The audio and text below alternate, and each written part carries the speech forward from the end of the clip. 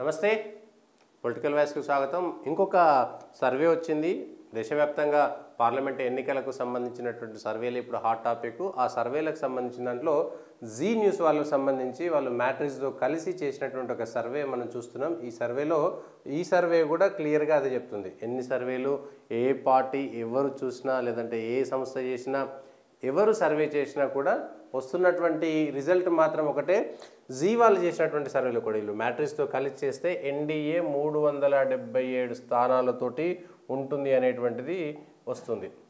ఇండీ కూటమి 94 స్థానాలతోటి ఇండీ కూటమి అంటే కాంగ్రెస్తో సహా కాంగ్రెస్ ప్లస్ వాళ్ళకు ఉన్నటువంటి అందరూ కలిపి 94 స్థానాలు.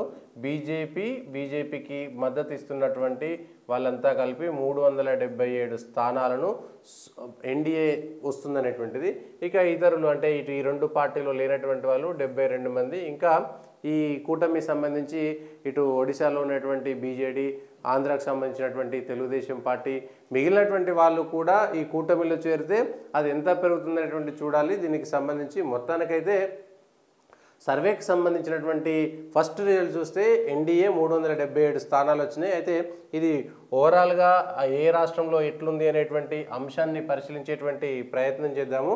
దీంట్లో లోక్సభ స్థానాల్లో ఎన్డీఏకి సంబంధించి 377, ఇండీ కూటమికి సంబంధించి 94, ఇతరులు 72 వచ్చింది. దీనికి సంబంధించినటువంటి అంశంలో క్లియర్ కట్గా నరేంద్ర మోడీ సారథ్యంలో, నరేంద్ర మోడీ నాయకత్వంలో, భారతీయ జనతా పార్టీ నేతృత్వంలో ఉన్నటువంటి ఎన్డీఏ మరొకసారి అధికారంలోకి రాబోతుంది అనేటువంటిది దీనికి సంబంధించినటువంటి ఓవరాల్ సారాంశం. అయితే ఏ రాష్ట్రంలో ఎట్లా ఉందనేటువంటిది చూస్తే జార్ఖండ్కు సంబంధించి 13 సీట్లు ఎన్డీఏకి వస్తున్నాయి. బీజేపీ ఎన్డీఏకి 13 సీట్లు, కేవలం ఇండీ కూటమికి 1 సీటు మాత్రమే వస్తుంది 14కు సంబంధించినటువంటి దాంట్లో వీళ్లకు. పంజాబ్కు సంబంధించి నెక్ టు నెక్ ఉన్నది. ఆమ్ ఆద్మీ పార్టీ 5, కాంగ్రెస్ 3, శిరోమణి అకాలీదళ్ 1, బీజేపీ 3. శిరోమణి అకాలీదళ్ బీజేపీకి సంబంధించినటువంటి చర్చలు కాస్త తేడా వచ్చినాయి, వాళ్ళు వ్యతిరేకంగా ఉన్నారంటున్నారు. కానీ మరొక దఫా చర్చలు జరిగితే కనుక ఆ శిరోమణి అకాలీదళ్ బీజేపీ కలిస్తే ఈ సంఖ్య ఏదైతే ఉందో ఇది మారేటువంటి అవకాశం ఉంది.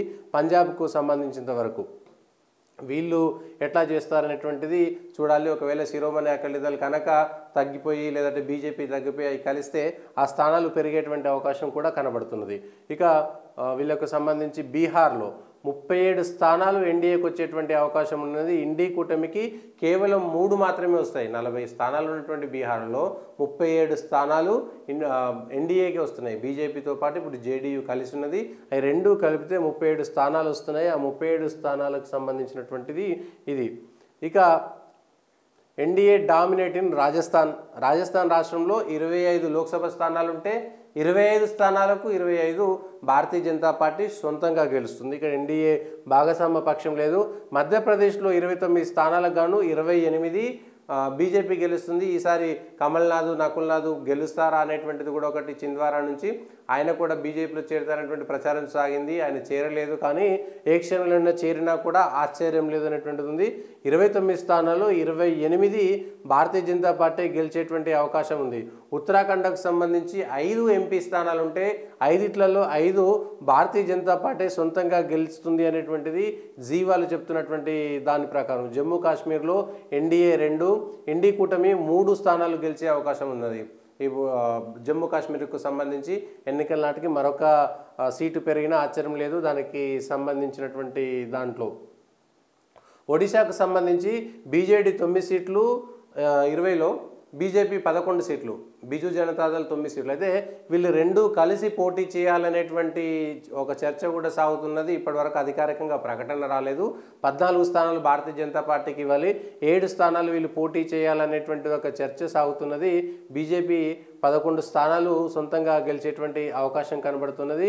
గుజరాత్లో మళ్ళా 26 ఎంపీ స్థానాలు ఉంటే 26కు 26 పోయినసారి క్లీన్ స్వీప్ చేసింది. ఈసారి కూడా గుజరాత్లో మరొకసారి భారతీయ జనతా పార్టీ నరేంద్ర మోడీకి పూర్తి స్థాయి మద్దతు ఇచ్చేటువంటి అవకాశమే కనబడుతున్నది. దీనికి సంబంధించి హర్యానాకు సంబంధించి 9 స్థానాల్లో భారతీయ జనతా పార్టీ ఎన్డీఏ గెలిస్తే ఇండీ కూటమికి సంబంధించి కాంగ్రెస్ కూటమి కేవలం 1 సీటు మాత్రమే గెలిచేటువంటి అవకాశం కనబడుతున్నది. ఢిల్లీలో 7 స్థానాల్లో 7కి 7 భారతీయ జనతా పార్టీ గెలిచేటువంటి అవకాశాలు కనబడుతుంది. ఆమ్ ఆద్మీ పార్టీ, కాంగ్రెస్ అక్కడ పొత్తులో ఉన్నా కూడా బీజేపీ 7 స్థానాలు గెలుస్తుందనేటువంటి ఉంది. హిమాచల్ ప్రదేశ్లో 4 లోక్సభ స్థానాలు, ఎన్డీఏ 3, ఇండీ కూటమి కాంగ్రెస్లో 1 స్థానము. 4 స్థానాలు ఉంటాయి హిమాచల్ ప్రదేశ్లో. కాంగ్రెస్ కూటమి కేవలం 1 మాత్రమే గెలిచేటువంటి అవకాశం ఉంది. అక్కడ హిమాచల్ ప్రదేశ్లో ఇప్పుడు కాంగ్రెస్ ప్రభుత్వం ఉంటుందా పోతుందా అనేటువంటి చర్చ సాగుతుంది.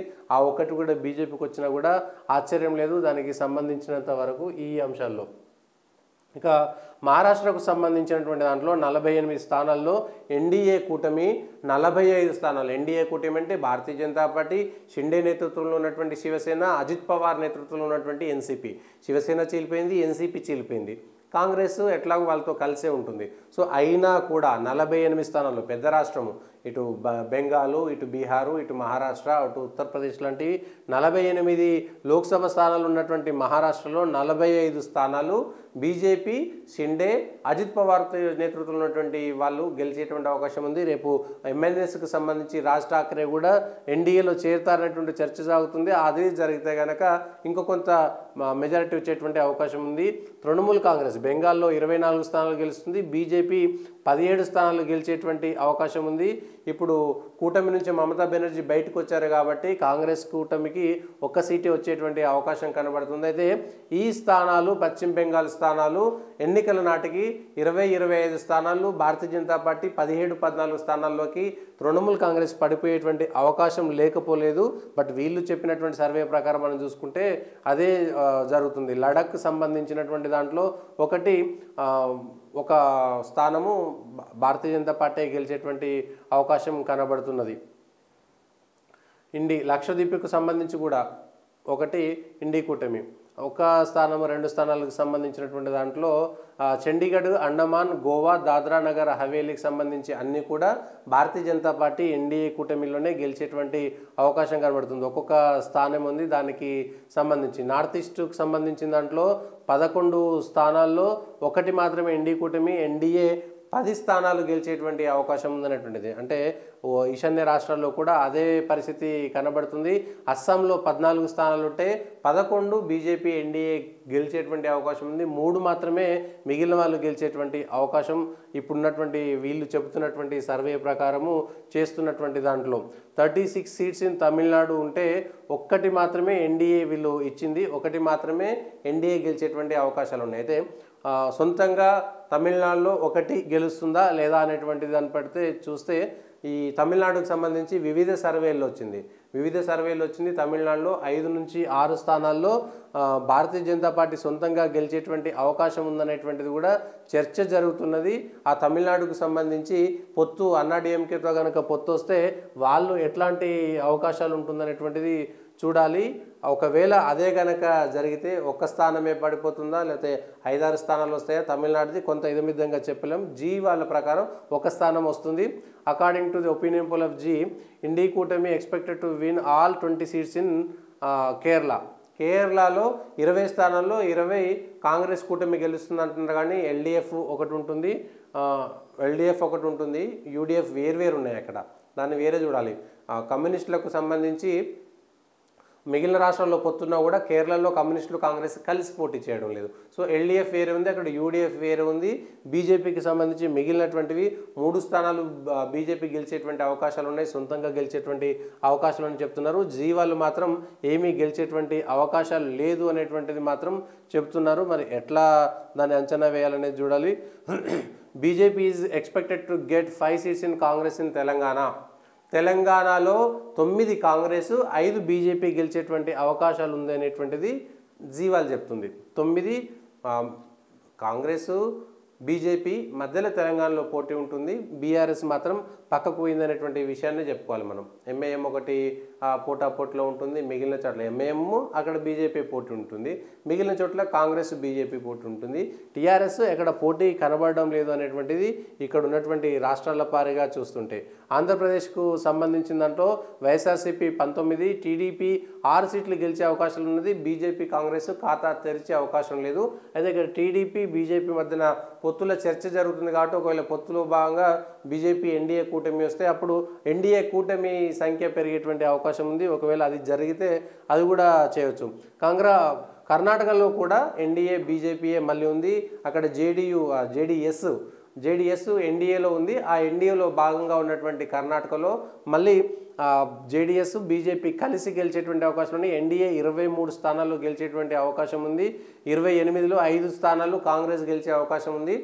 ఎన్నికల నాటికి కర్ణాటక మరింత మారేటువంటి అవకాశం కూడా కనబడుతుంది. కర్ణాటకకు సంబంధించినంత వరకు ఎట్లా దాన్ని చూస్తారు? 543 స్థానాల్లో 1,67,843 మొత్తం టోటల్గా వీళ్ళు శాంపిల్స్ తీసుకుంటే ఆ శాంపిల్స్ ప్రకారము భారతీయ జనతా పార్టీ నేతృత్వంలోని ఎన్డీఏ 377 స్థానాలతోటి ముందంజలో ఉంది. నరేంద్ర మోడీ మరొక్కసారి ప్రధానమంత్రి కావడం ఖాయం అనేటువంటిది ఓవరాల్గా చెప్తున్నటువంటిది ఎన్డీ కూటమి.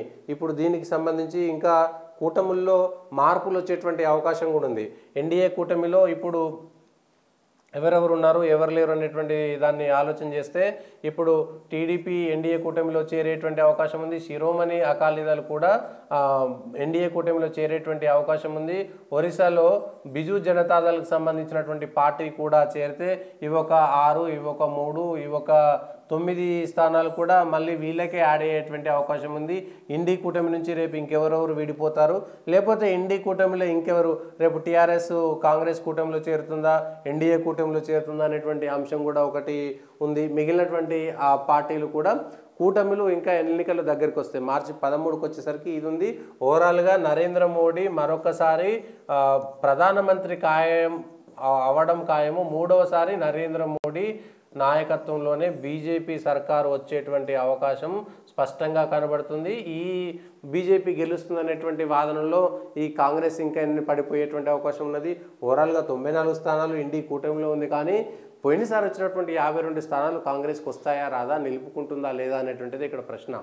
అయితే బీజేపీ గెలవడం అనేటువంటిది సహజమైనటువంటి చర్చ కింద ఉండొచ్చు. కానీ కాంగ్రెస్ భవిష్యత్తును చూసుకుంటే 52 స్థానాల నుంచి కిందికి పడిపోతుందా, పైకి లేస్తుందా? ఒకవేళ పైకి లేస్తే ఎన్ని సీట్లు కొత్తగా కాంగ్రెస్ పార్టీకి సొంతంగా వచ్చేటువంటి అవకాశం ఉంది? కాంగ్రెస్ పార్టీ 52 స్థానాల కంటే తక్కువ వస్తే ఆ పార్టీ భవిష్యత్తు ఏమిటి అనేటువంటి అంశం పైన కూడా దేశవ్యాప్తంగా కాంగ్రెస్కు కావాల్సినటువంటి భవిష్యత్తు అంశం పైన ఈ చర్చలు ఈ పార్టీకి సంబంధించినటువంటి ఉంటాయి. కాబట్టి ఇది జీ న్యూస్ వాళ్ళు మ్యాట్రిక్స్ కలిసి చేసినటువంటి సర్వేలో నరేంద్ర మోడీ మరోసారి ప్రధానమంత్రి కావడం అనేటువంటిది తేలిపోయింది.